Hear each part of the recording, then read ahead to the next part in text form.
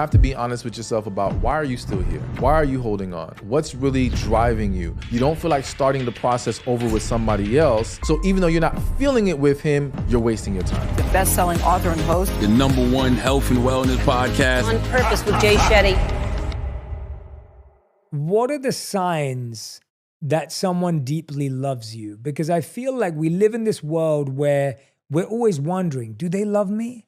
Do they like me? Do they really like me? Are they really into me?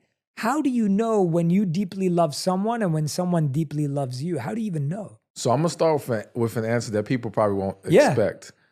To me, the first key is, do you truly love them? Because look at it like this. To me, a lot of people get caught up in infatuation. They have unhealthy attachments. They have different motivations to why they decided this is the person that I want. And that can make them feel like they're in love. But to me, true love flows both ways. It's not a one-sided thing. So when you can say, I'm not into them like that. If we look deep into that situation, I can almost guarantee what we'll find is infatuation, attachment, something else. But when you can say, no, I feel it too. I'm deeply in love with them. I think that's your first key. Because without that, nothing else matters. Because a lot of people are choosing partners based off of, well, they love me so much, so I assume it's safe here, and this is a good choice to make. But the safe choice is usually the wrong choice. And a lot of these people select this individual thinking everything's gonna be okay, but because you're not really into them, you can never be what they need. And they were never truly what you needed, which is why you never even got to that level with them. So to choose them without first evaluating, do you truly love them, would not be wise. Yeah, that's a great question. And I think people struggle with that question too, because I think we think of love as so many different things wrapped into one. For example, I could think I love someone because of how they treat me. Mm-hmm. I could think I love someone because they have one quality that I really wish I had. Or I could love someone because I think that they're out of my league and they give me a bit of attention. Yeah. And so what we think is love is so complex and so wide that we never stop to ask ourselves, like, what does love mean? Like, what's the definition of love? Like, how do I define love? So how do you define love, and how do you encourage other people to create their definitions of love? Well, for me, first off, is always God is love. And then when we take it from there, love is about kindness, compassion, patience, understanding, a willingness to be selfless and pour into that individual. But I think what's also important for people to understand is when we're trying to apply it to romantic relationships, we have to understand that there's other ingredients that are necessary before we can move forward. So you could love someone dearly, but if they are not emotionally ready, because maybe they haven't healed from their past, maybe there's still some things they need to work out in their life, then it wouldn't be time to move forward in a relationship with them. And we have this bad habit of the minute we feel like there's love there, we want to move forward. Exactly. And as you mentioned, we can get caught up sometimes in, well, we love them because of what they do for us, but what are you prepared to do for them? Love is about giving, all right? So we have to ask ourselves, okay, do we know what their needs are? Are we willing to fulfill those needs? Because if not, maybe this wasn't love.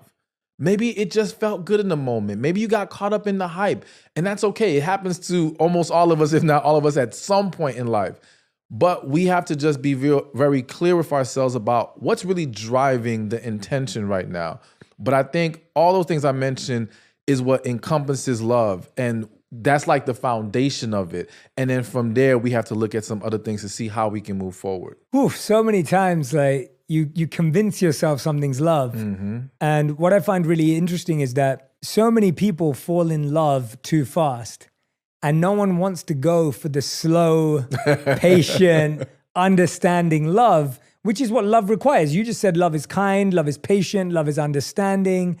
Those things take time. I think those things take time to nurture and to make sure that we're doing it correctly for each other. So it's about learning each other's love languages and how we make it work within that dynamic. I think also because so many people are not used to dealing with emotions on that level, being that vulnerable, people mishandle it.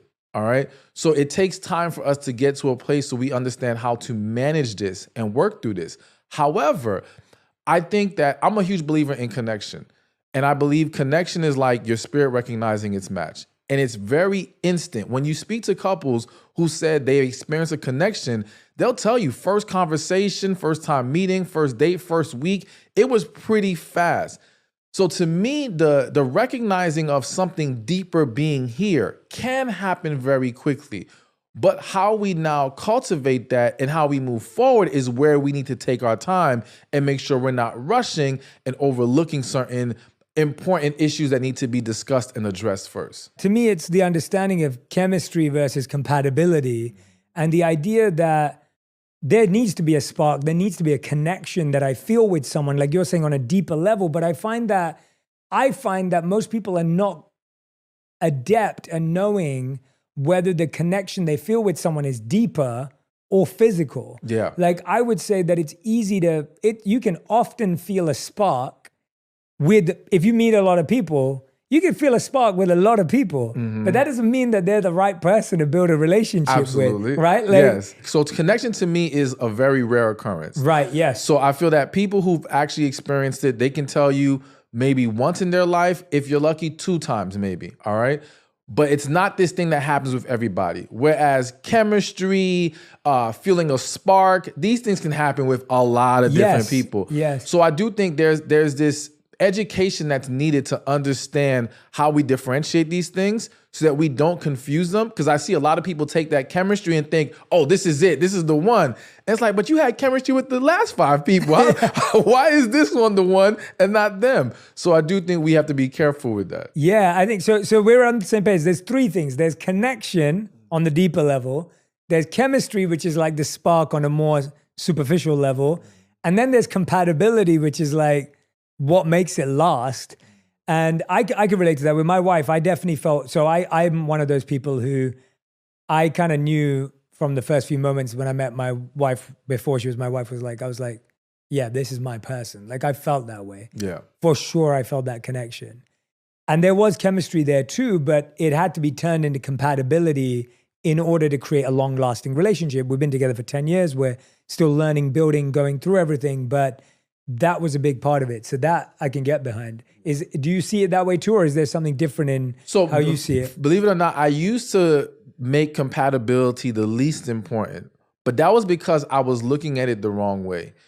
Once I kind of looked at the definition again, and compatibility is about 2 people coexisting in harmony. Yeah. Then I was like, okay, no, you have to have that.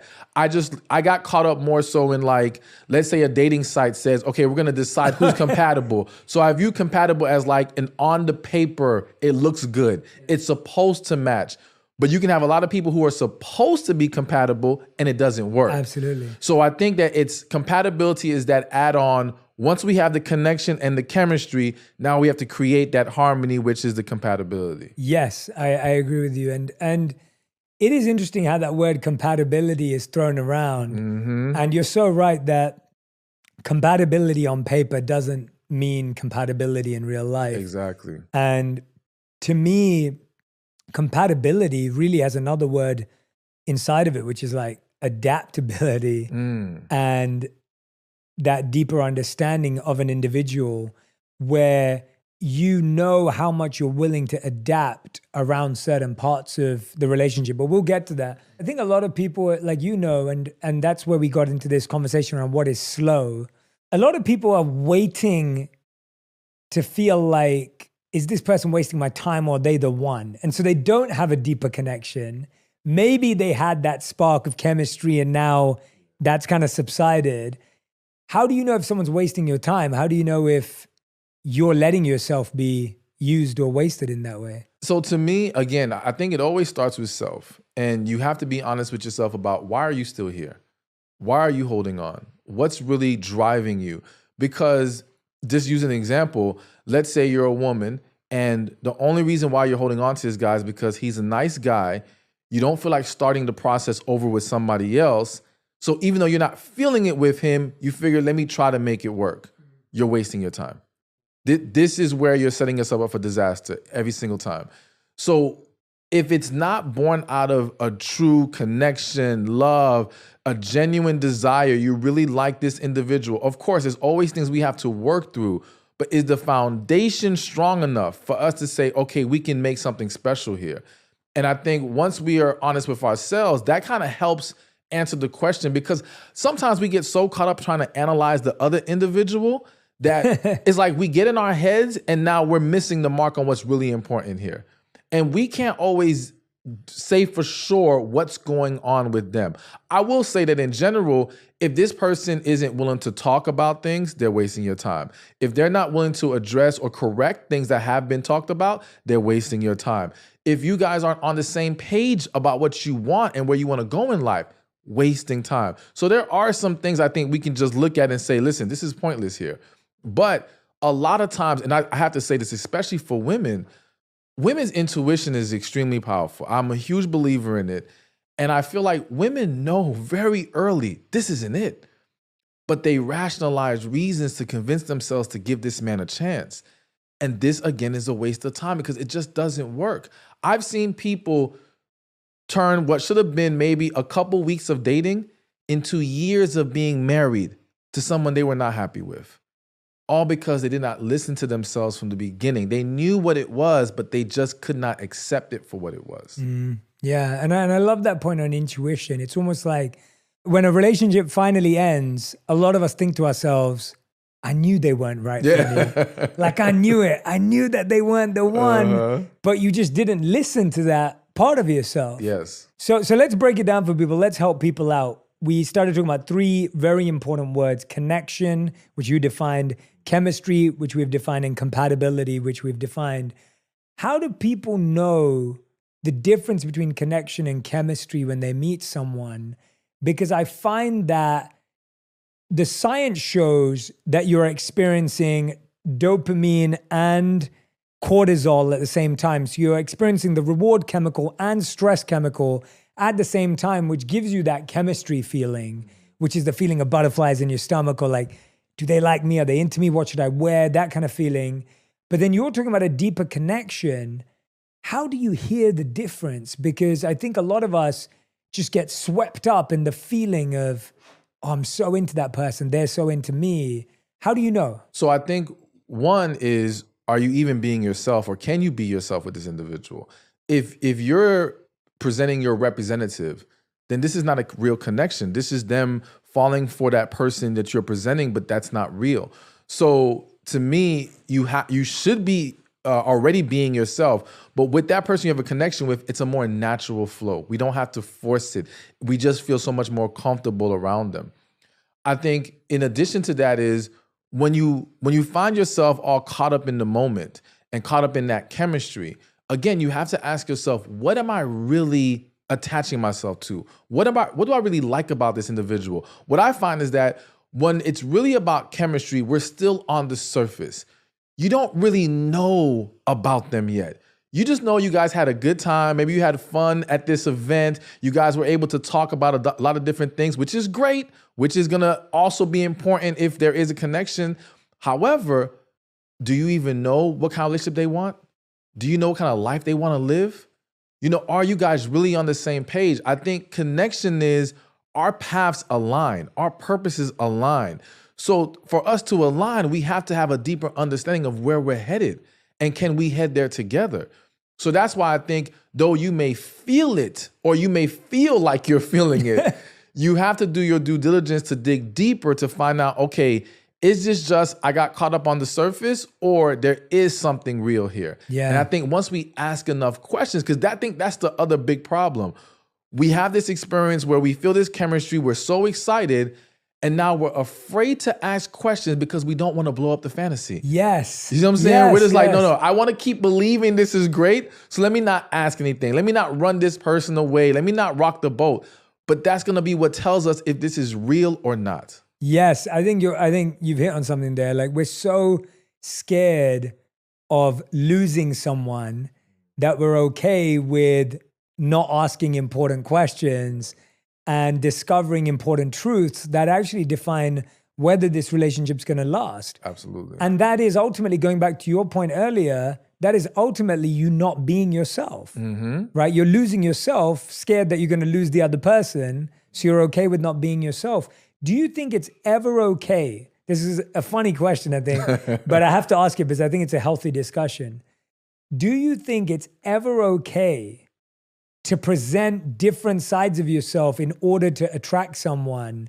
Or do you think that you're ultimately setting yourself up for failure in a relationship? Almost like, I think a lot of people, they may not become someone completely different, but I think a lot of people are like, oh, I'm going to show my smart side because it will attract this person, or I'm going to show my this side because they'll like that. Are you saying any of that kind of molding is unhealthy, or do you think there's room for that? I think anything that is not sustainable is unhealthy. So look at it as if I'm a man and I'm meeting this woman and I want to impress her. So I'm like, okay, I'm going to try to spend all my money, take her to a nice 5-star restaurant, all these things. But deep inside, I prefer a more simple lifestyle. You know, I don't like all that extra stuff. Okay, that's horrible. That's a setup for disaster. That's unhealthy because you can't sustain what you're presenting to that individual that's going to draw them in. So whatever it is, another like common example is you'll have women who love to communicate. They want to be able to talk to you every single day. But because they're afraid of coming off a certain kind of way, they'll hold back on their communication. So now they'll make it seem like they're okay with talking every now and then. We don't always have to text. And then this guy falls for that. He falls for this low standard. I don't want to call it low standard, but not having such a high expectation of him when it comes to communication. Then he finally gets with the woman. Her true self is going to come out at some point. No one can suppress their true self forever. It comes out and now it's like, what is this? I did not sign up for this. Now we're fighting. Now we're stressed because you want him to call you more. He was used to you not being worried about it so much. That's why it's going to always not work out. So it's extremely unhealthy unless we're presenting a side of us that is truly us and we can sustain it. You've hit on something again there that at the beginning of relationships, we often display unrealistic standards and we set those. Yes. And then when things shift and now you're back in reality again, the other person's like, but wait a minute, I thought you were really into me. Mm-hmm. And I even went through that with my wife. When we first met, I was able to spend pretty much every day with her because I didn't have a job. And so I was looking for work. I was applying. I would go see her at her college every day. And I would spend the day with her. And I'd be in the library applying for jobs while she was studying. Yeah.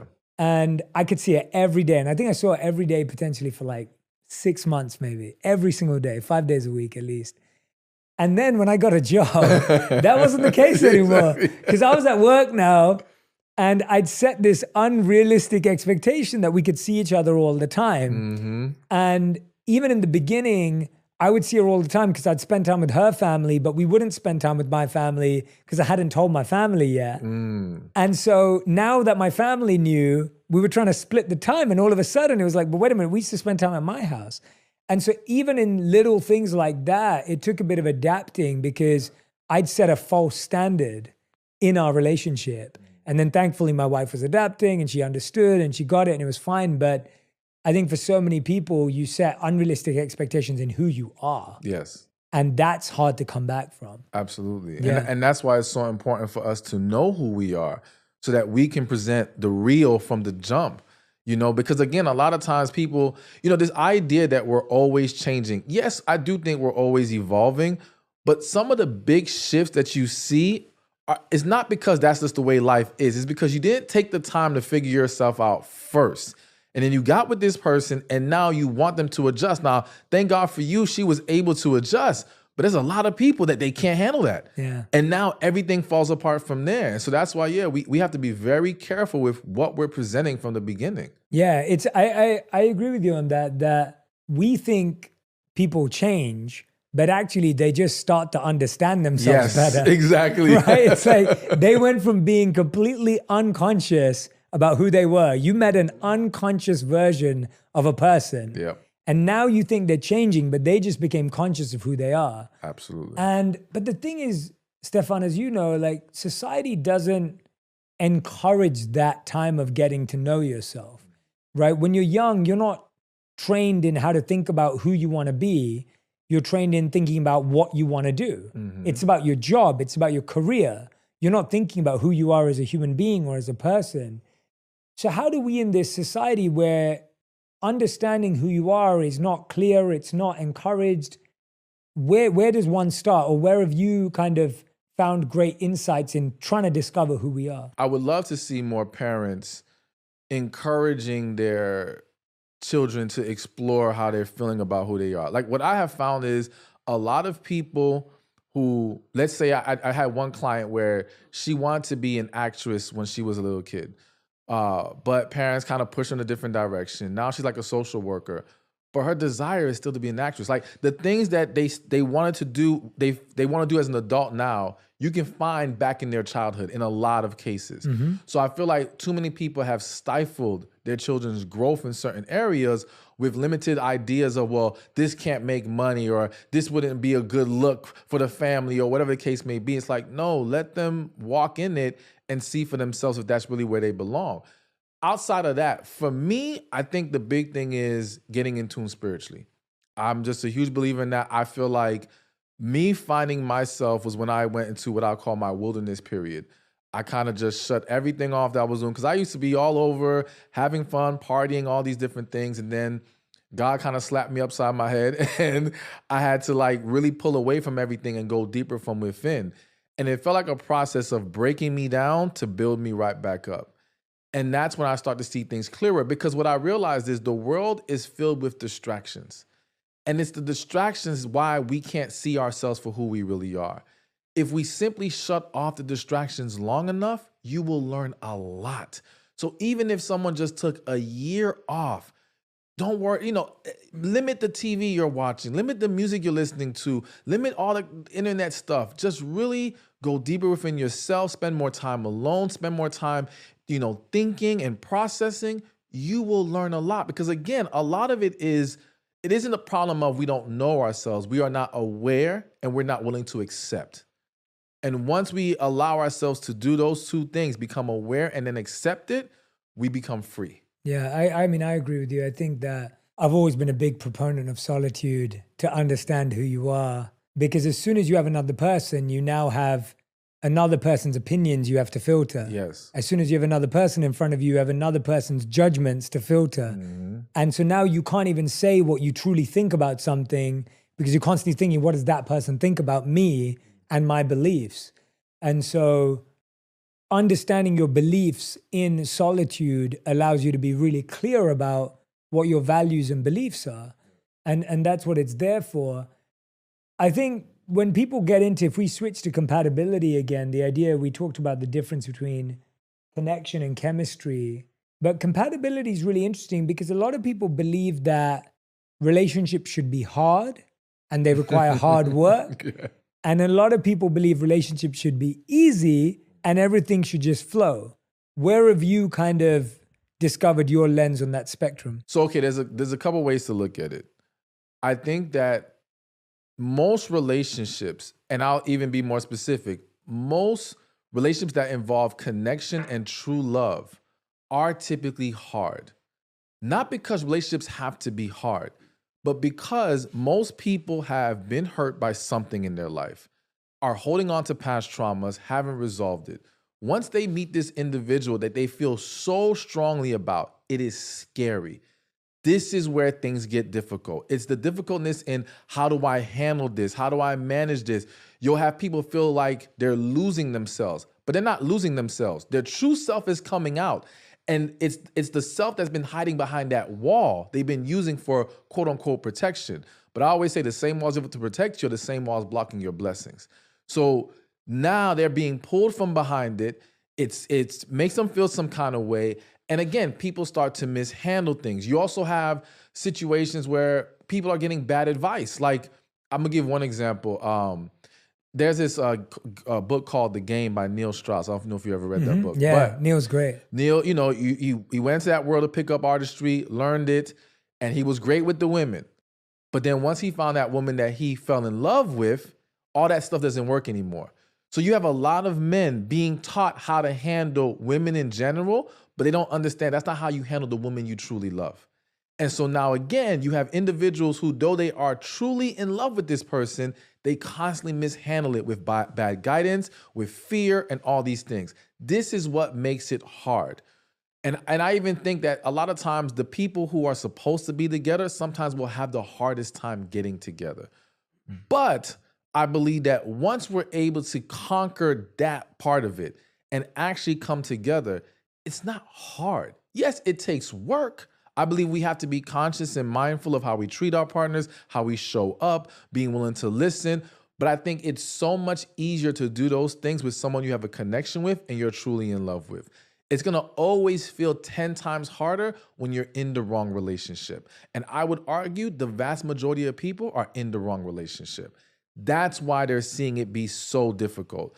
And when you see this whole it's easy, typically it's easy because you have two people who are not digging deeper. They're trying to ride out that chemistry we talked about earlier for as long as possible, all right? So yeah, it seems like it's great, it's easy, no issues.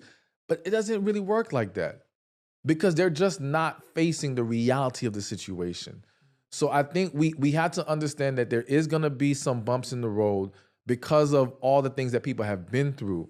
But once we're able to come together and we know this is our partner, this is who we want to share our life with, it can get so much better. Yeah. And do you think that people have just been given generally the wrong education on how to deal with another person in their life? 100%. Yeah. Because unfortunately, a lot of individuals are giving advice from a bitter, hurt place.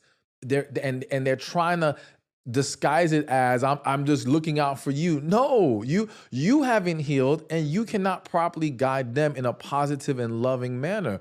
And I think that a lot of people, I always say it's funny how we'll spend a lot of time getting educated for the sake of our careers and business. But we don't do the same for relationships. And yet relationships arguably are even more important than that career or business. And even if it's not a romantic relationship, just relationships in general, your ability to coexist with others, connect with others is extremely important. If you want that business to succeed, you have to learn how to establish business relationships. There's no way around it. So we have to learn how to talk to people, listen to people, you know what I'm saying? And just make things work when we come together with other individuals. So I definitely think that we're just lacking in a lot of education. And again, because there's so many voices on the internet now, there's just so much bad advice being given. And the individuals giving it, they may be giving like, let's say 80% of the advice is accurate, but it's that 20% that's completely off that can derail everything. And that's the stuff that people are gravitating to, and it's just causing a lot of problems. Can you give us some example of some of the, like not specific people or anything like that? I just mean like, could you give an example of bad advice and what about it is bad or unhealthy for people to try and put into practice? Okay, so one thing I heard recently was an individual said some of the best advice you can give to men is to not fall in love. Basically just find a woman you want to be with and kind of keep it there. The reason why I view that as horrible advice is because you sit down with any man who's lived enough life, they will all be able to say there's been at least one time they fell deeply for a woman, all right? The problem isn't falling deeply for a woman. The problem is we don't know how to handle it once we get there. The problem is because we're not accustomed to handling and processing our emotions a certain kind of way and being this vulnerable, we don't understand what's going to be required of us in that moment. We also kind of lose sight of, because I'm a big believer in masculine and feminine energy, and I believe that if she was attracted to you because of that masculine energy that you give off, and now you become this emotional wreck because you don't know how to handle all these feelings you have for her, well, you start to become less attractive to her. And it's not that it's not fixable. It's fixable, but again, a lack of understanding and awareness derails the situation. So rather than telling men don't fall in love because it's inevitable, let's teach them how we walk in love, what I call loving in your masculine, how you maintain that energy and still be able to pour into that woman in a way that allows the relationship to flourish. Yeah, and how does that work when, I think obviously a lot of people in that example that you're giving, if the person's attracted to someone because of their masculine energy, but at the same time, they want them to be empathetic and compassionate and kind, which are generally seen as more feminine energy. How does that person balance the two? Or is that not how you're explaining it? Is that not? No, it's about balance. So we have to understand we all have masculine and feminine energy within us. I'm a believer in one must be your dominant energy. The other is the one you tap into when necessary. So as a man, you can walk in your masculine and in those moments tap into those things. But you can't just stay there all the time, all right? You can't just become this needy, emotional guy. That's not gonna work in the vast majority of cases. And so what happens is there's this messaging that's being thrown out there that women don't like good guys. I don't believe that's what it is. I believe that women become less attracted when you don't know how to exude and walk in your masculine energy. And we're hiding behind the label of good guy. You can be a good guy and still exude masculine energy. And that's the thing. And we also think that, oh, they like bad boys. No, if you look deeper, it's really the masculine energy that quote unquote bad boy exudes. But what they desire is a mixture of both. The same way that we would want a mixture of both. We would want a loving, sweet woman, feminine woman, whatever. And if you're a guy who wants a masculine woman, cool. But you don't want her to be just that. You know, you want her to have the ability to tap into that other side when necessary. I think we all desire that balance in our partner, and I think it's healthy. And if we just learn how to maintain it and how to nurture it, we would see greater success in relationships. Yeah, what are some of the skills with mastering that energy that you think we're missing out on in balancing that energy and knowing when to be which? And because the reason why it's hard is I think we live in a binary world, right? Like you feel like you have to choose. Mm-hmm. Like you're either a bad boy or you're a good guy. You're a doer or you're a thinker. You're a winner or you're a loser, right? Like we think like that. And so people go, okay, I can either be masculine or I can be feminine. And I definitely relate to what you were saying. Like I believe that there is a lot about me that is massively masculine in energy, using that language and terminology. My drive, my ambition, how I work, my strategic mind. And at the same time, I consider myself to have a lot of great feminine energy and qualities where it comes to like empowering others and nurturing and the ability to hold deep, compassionate space and be empathetic, which are all powerful qualities for everyone, right? Beyond gender, they're powerful qualities.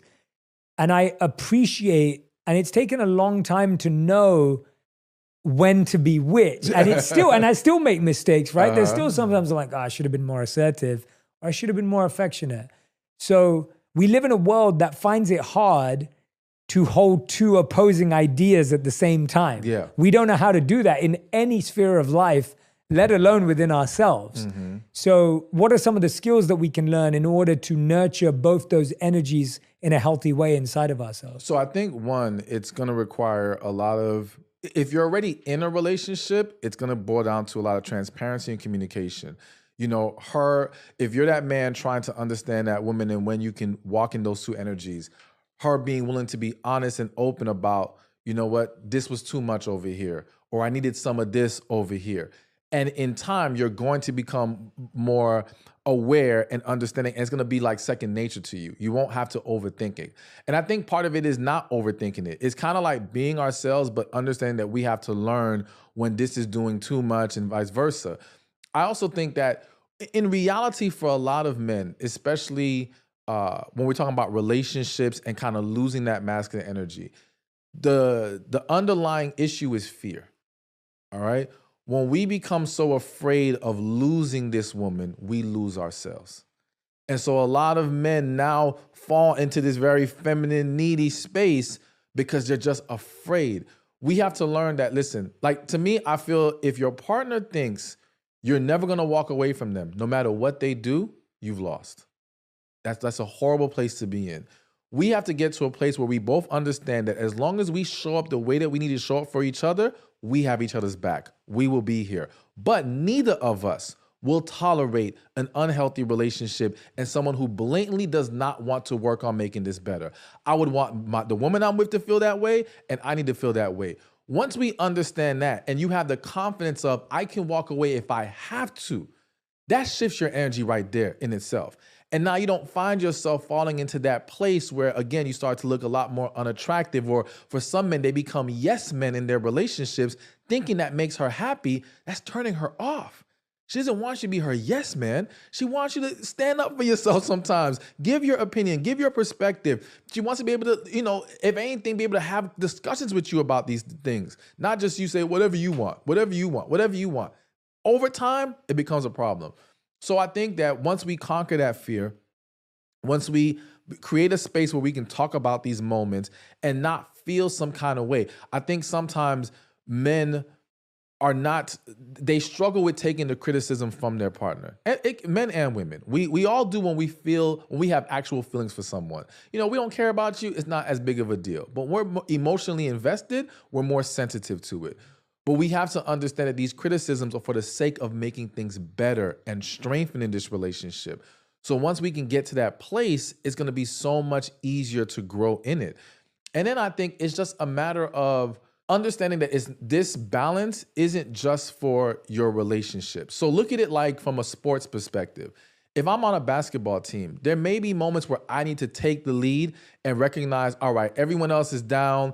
Somebody needs to step up. This is my moment. And then there's other moments where I realize, okay, let's say we already have a team captain. Let me show them that I can follow, serve, do what needs to be done so that the team can win. It's just becoming aware of what the moment requires, And again, I think the more in tune we get with ourselves and the more in tune we get with our partner, the easier it becomes to find that balance. That's the challenge, right? The challenge is just how much patience we have with ourselves and others to realize that you walked into an unbalanced situation. And now it's like, how much patience, how much time are we going to give it to get to that? Because the challenge is, I think we walk into a situation thinking it's perfect, whereas we should be walking into a relationship knowing it's imperfect. Absolutely. And we're going to learn and figure it out together. And I think that's what sets us up for failure, is because we walk into it going it's perfect, and deep down we know it isn't, but somehow we gloss over it. Whereas I find when I know we're going to fight, when I know we're going to argue, when I know there's going to be disagreements, that sets me up to develop the skills I need in order to navigate those things. Yes. But if I assume like, we're never going to fight. And I always get that, right? We always meet someone who goes to me, I meet a friend who goes to me, Jay, we never fight. I'm like, how long have you been together? Because I don't know anyone who never fights. I get that no one has to get to like the heights of fights. Yeah. I get that. I get that. It doesn't have to be a heated fight. But I don't know anyone who doesn't disagree. There you go. Okay, right? Yes. Right? I think that's important for people to understand. Yeah, there's a difference. Yes, you have some individuals out there that'll say arguing is normal, it's healthy. And to me, it's like, listen, if we're talking about arguing where we're now crossing disrespectful lines, negative lines, the way that the tone we take with each other, all these things, that's not healthy. Yes, it may happen. You should be prepared for that. But let's not normalize it and say we're just going to keep doing this and it is what it is. But you're right. To be with each other long enough and never have a disagreement, that's extremely rare, okay? Extremely rare. And I do think that, again, as you mentioned, we have to be ready for those moments. We have to understand. And going back to how we find that balance, especially as men, and even for women, it's recognizing. So, for example, if my partner is in a very heated moment, let's say she's in her masculine right now, all right? She's getting rough. Well, meeting her with more masculine is probably going to only make things worse. Yeah. This is the time for me to be compassionate, go to her, hold her, calm her down, bring her peace in that moment. You see? Because we need to balance each other out. Same thing on the flip side. If I'm all heated and I'm extra passionate, and then my woman now comes with that same energy, that's it. Now we're butting heads. This is her moment to say, no, let me now be the one to soften the moment up, bring that sweetness in there, and everybody calms down. So it's learning how to feed off of each other and recognize, okay, they're over here, let me bring it back over here. And now we can work from that point and we're both good. The problem is that we all see compassion and sweetness and kindness in those moments as a weakness. We don't want to be that person because we see that as losing. We see that as giving in. We see that as us losing our power and strength in a relationship if we become the comforter or if we become the carer, right? Like that's a perception. That is the perception. And we have to change that. That is the power position. So who is more powerful? The person that lets the energy dictate them how they're going to react, or the person that brings the energy and dictates how they're going to make this situation play out? So if I'm coming in to calm it down and being all sweet because I'm trying to bring peace here, I'm in the power position. I'm not losing anything. I'm going to gain more peace and happiness and harmony if I succeed in what I'm trying to do. So we have to get out of that mindset of this makes us weaker. And that is the big key of it. That's a big problem. That for a lot of women who struggle with their feminine energy, that's a big issue where they feel that being feminine is weakness. It's what got them taken advantage of and got them hurt. But I always say it's not the feminine energy that's the problem. It's who you give it to. Do they respect it? Do they honor it? You know, and it's the same thing as a man. Does she respect your masculine?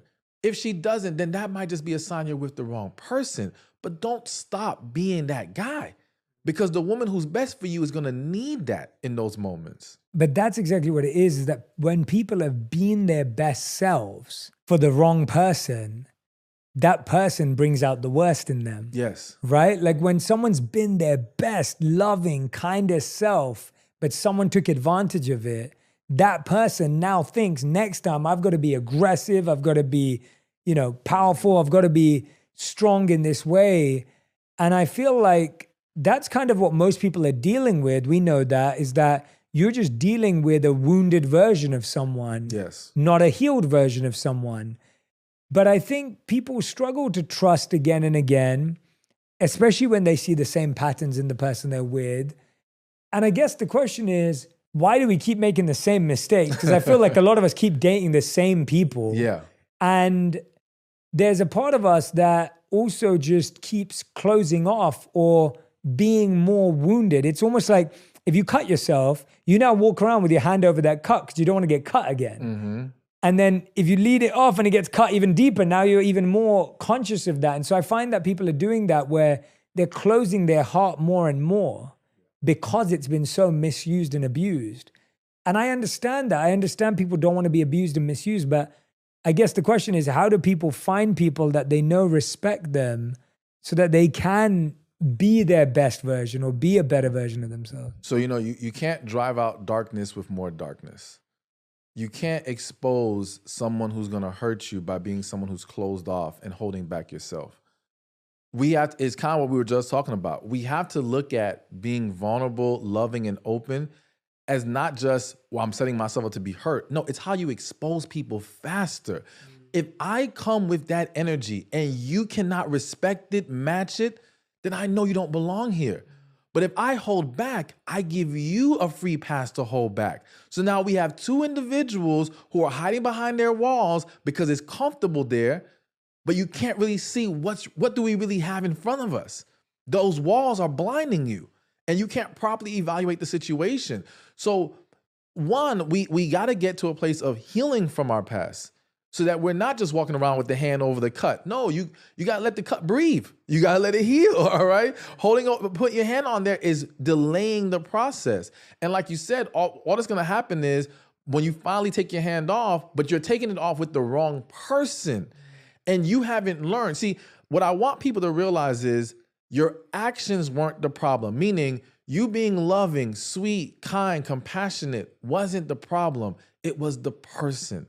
Separate those two things so that you don't stop doing the good things. Now, granted, are there levels to this to where we have to learn, again, if I'm thinking about a man, if you got so deeply emotional to where you kind of lost your masculine energy and you became very needy, okay, you can say, all right, I need to continue to be loving, but I know I have to learn how to draw a line. I have to learn how not to cross that moment. And again, you only crossed it because you were unhealthy to begin with. Mm-hmm. You only crossed it because you were afraid to begin with. Once you get to that place where you're healthy and confident, you won't find yourself crossing that line anymore. Yeah. You won't tolerate certain things anymore.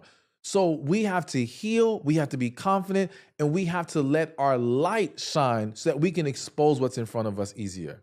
That's a brilliant answer. I love the differentiation between how sharing your light is not the problem, the person's the problem, because we start to doubt whether being a good person, a loving person is actually what wins in the world. Yeah. And the truth is that it does win, but it has to win with someone who can receive it and Absolutely. hold that space with you and share that space with you. And I find that a lot of people keep giving that energy to the wrong person because we feel we can make them better, right? Yeah, like yes. There's this feeling of like, I can change this person. I can make them better. I can heal them. Some of us want to fix people. Yeah. And that means we assume the person we're with is broken. And I think this is such a subconscious thing. Like if you're always critiquing, if you're always picking at stuff with your partner, chances are you don't think they're great. Like chances are you think there's some issues with them and you think that you can fix them and they're broken. Tell us about that angle where now we've talked about being the loving and kind person, but sometimes we're being the person that thinks we're loving and kind because we want to improve someone, but that person doesn't want to improve. One big problem is that what's really driving people to pick that individual is that by being the one that can upgrade you, improve you, I have more value here. By having more value, I have a false sense of security. You have to appreciate me. You're less likely to walk away. You're less likely to cheat because you're lucky to have me. I feel like I'm the prize here. But those situations never really work because, again, you're choosing someone that is not capable of pouring into you the way that you need. You're basing this off of what you could do for them, and that's not sustainable. And you're choosing them because, again, you have more emotional control here. What happens to so many people, especially women, it's something that I call the unhealthy love cycle of women, where women in their first love experience, outside of any childhood trauma may have experienced, they're their most loving. They're just out there. They go all the way in. But that typically happens at a younger age, at an age where men are not mature enough to handle those kind of emotions, that level of commitment, so on and so forth. So she gets hurt. After she gets hurt, her moment is saying to herself, I will never let this happen to me again. So now the woman starts to consciously or subconsciously choose men who are, I don't want to say lower than her, but essentially a man who does not take her there. He's good enough to be with, but I'm not that vulnerable with him. He can't hurt me like that first love hurt me. And so that dynamic usually leads to picking that person I can fix, I can make better, who will appreciate and respect me. But again, it doesn't work out. And many times you'll see these same situations, the guy will move on to cheat on her. Not because, and I have to say this because some women think, yeah, he's just being a man. No, not because he's a man, but because you chose a man that you could never be the woman that he needed, and he could never be the man that you needed. Once he kind of either gets what he needs from you to build himself up, or the smoke clears from him being infatuated with you, he starts to realize, I'm not getting everything that I desire. And now you building him up has brought him more attention from other women. So now the difference between what you're not giving him and what someone else is willing to give him becomes way clearer now. The temptation gets way stronger. And he ends up doing something. Or she ends up cheating as well.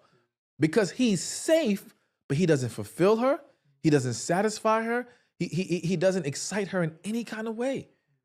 And that's why I always said earlier, like the safe choice is almost always the wrong choice. But that is a function of people trying to choose these fixer-uppers because they think it's going to give them some leverage there. It's leverage. That's it. Yeah, it's leverage. Yeah.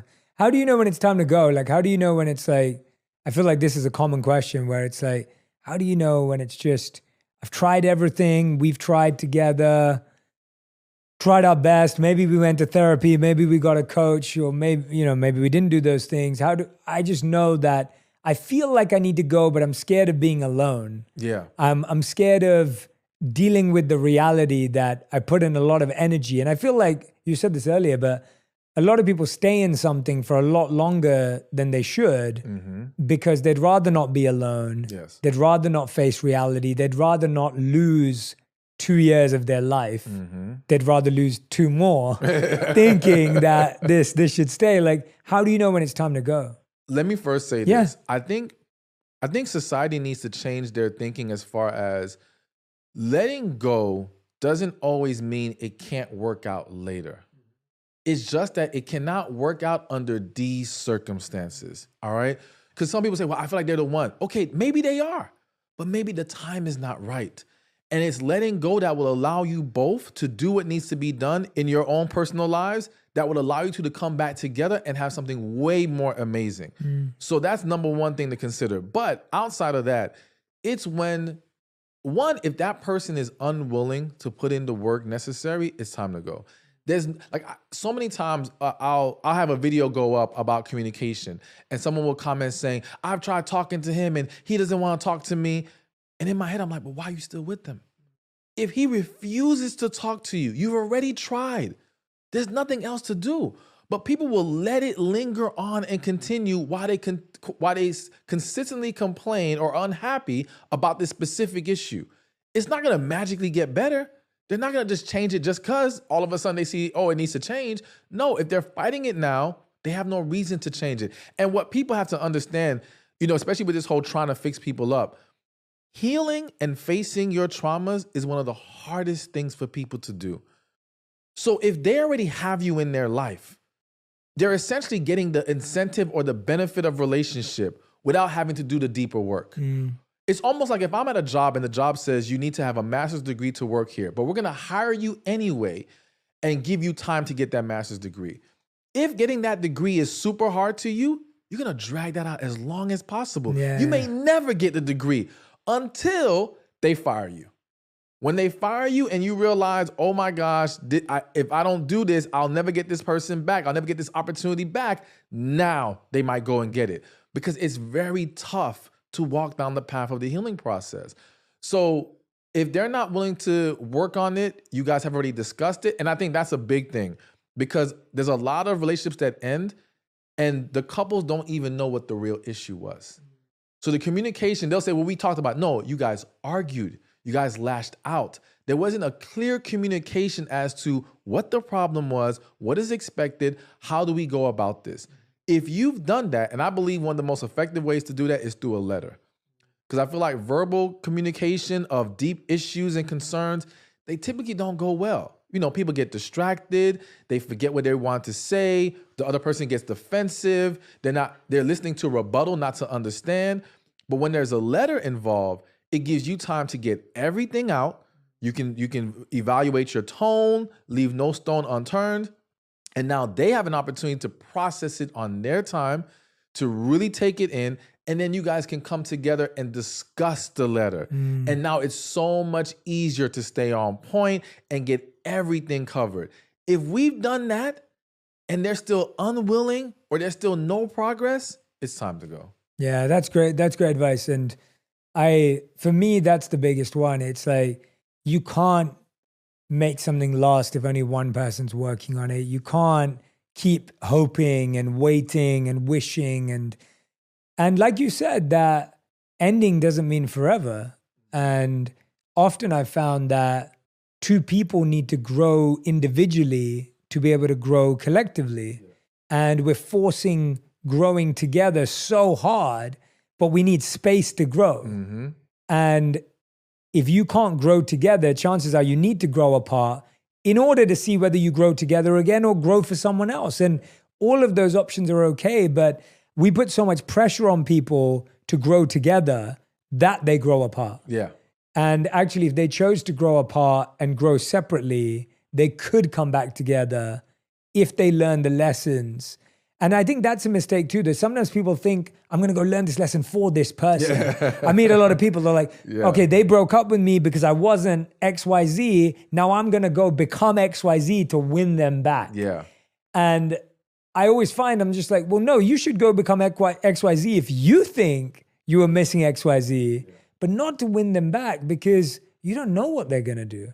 What's your take on people trying to win people back? So I 100% agree with you. Like, if we're trying to learn or grow, it needs to be for the benefit of who we are and just whoever we deal with. So it's almost like if I was a bad communicator in this relationship, I shouldn't learn to better communicate for that person. I need to better communicate for whoever I'm going to be with. If you can't see it in that light, then maybe you're looking at the wrong thing. My thing is this, I think it all depends on what the details of the situation was.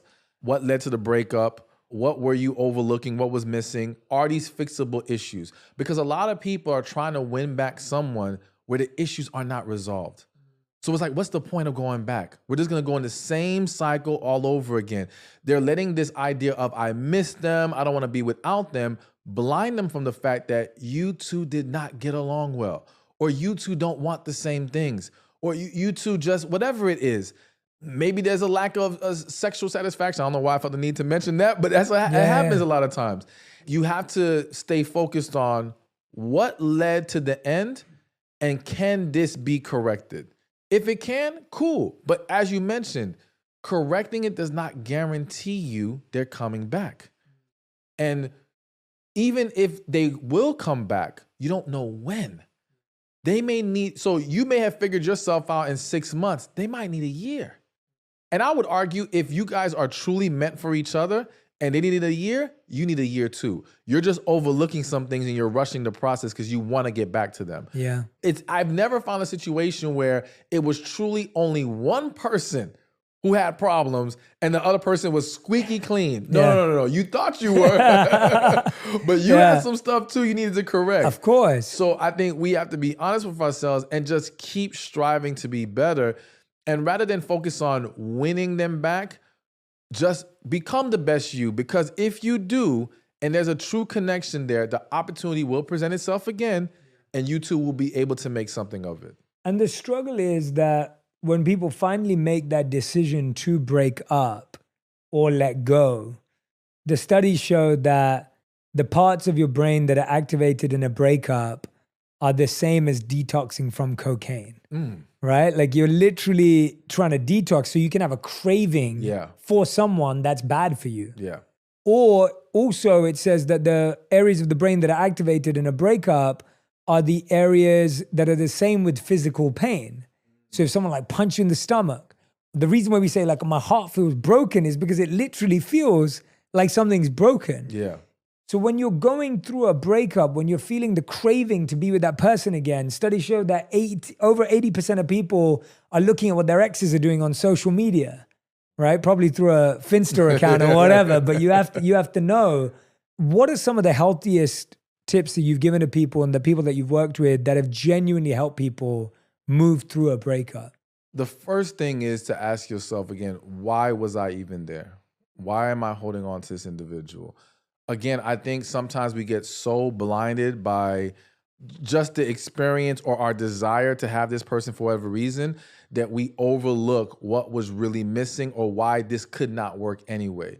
What you'll also find is, and I'm sure there's probably a study on it, where if they broke up with you ever see a situation, it happens on TV a lot, where the person could be like, okay, I'm gonna break up with my partner. They're planning on it, they've been practicing in their head, right? It took them a couple of weeks to muster up the strength. They're about to do it, and then the partner breaks up with them. Yeah. Now it's, oh my gosh, I gotta get them back. Yeah. So it's like, you just forgot this whole time that was your plan. Yeah. They just gave you the pass to do it, but now, because we don't like to be the one being let go of, now we're fighting hard to get it back. Yeah. So we have to really not fall into these little traps that happen to us as human beings. Our brains just playing tricks on us or something, where we confuse these emotions for, oh my gosh, I must really love them. Or even like you said, you go into that detox, and because you miss, I always tell people, no matter how bad the relationship was, there's always good moments. So if you're trying to break free, you can't just let your brain focus on the good moments. You have to remind yourself why this doesn't work. But if you keep focusing on the good, you start to make yourself think, oh, because I missed this good moment, I must miss them.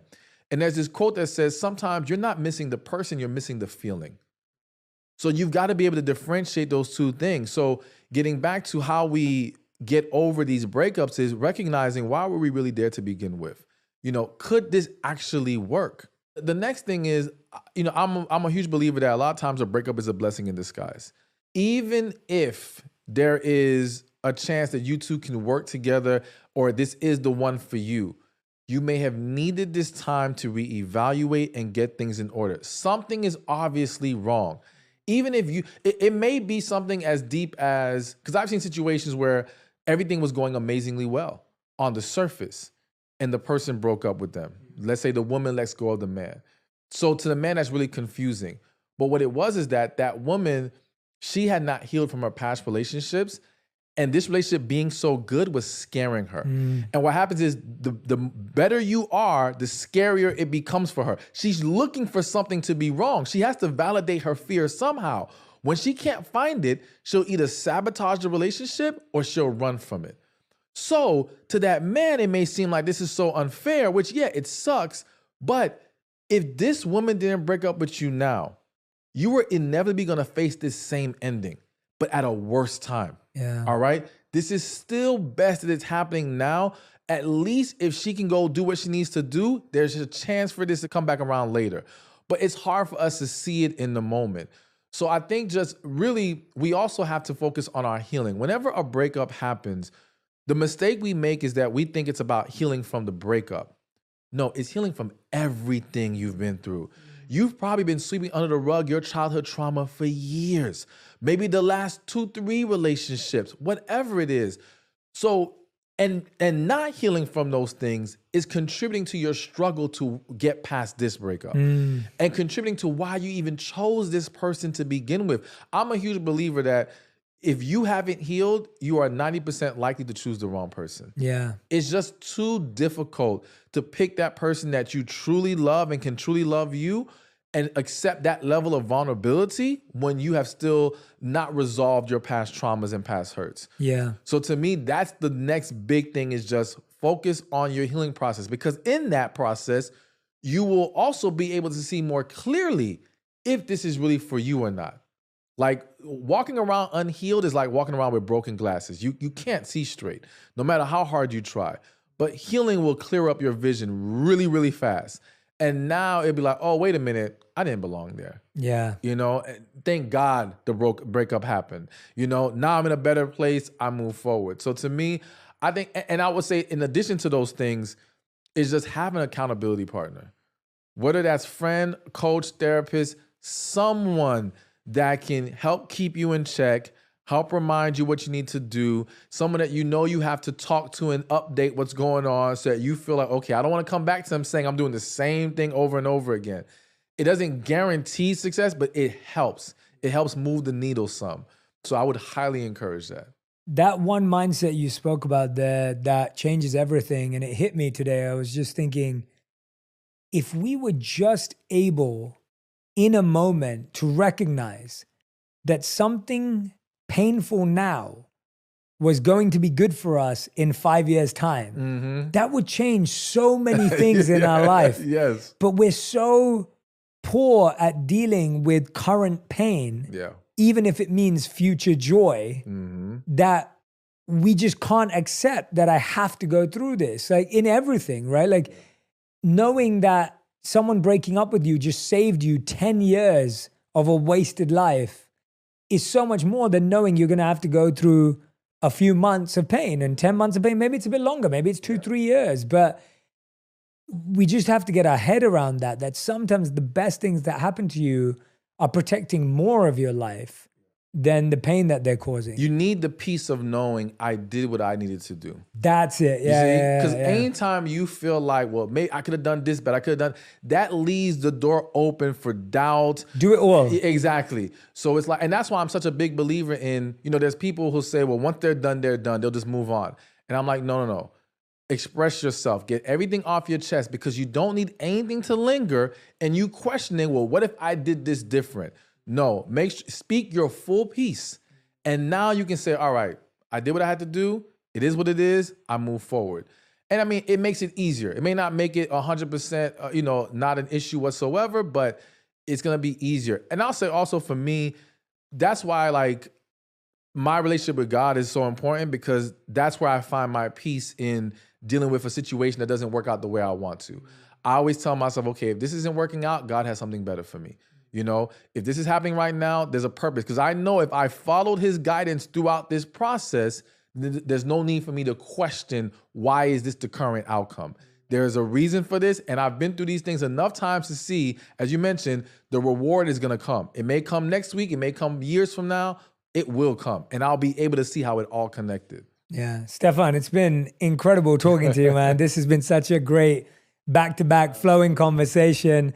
We end every On Purpose episode with a final 5, which is like a rapid fire, which means every question has to be answered with 1 word to 1 sentence maximum. Okay. So here are your final 5. The first question is, what's the best relationship advice you've ever received or heard or given? It is to love fully. Love fully and be yourself, because as I said earlier, that's how you will expose quicker who is for you and who isn't for you. Second question, what is the worst relationship advice you've ever heard or received?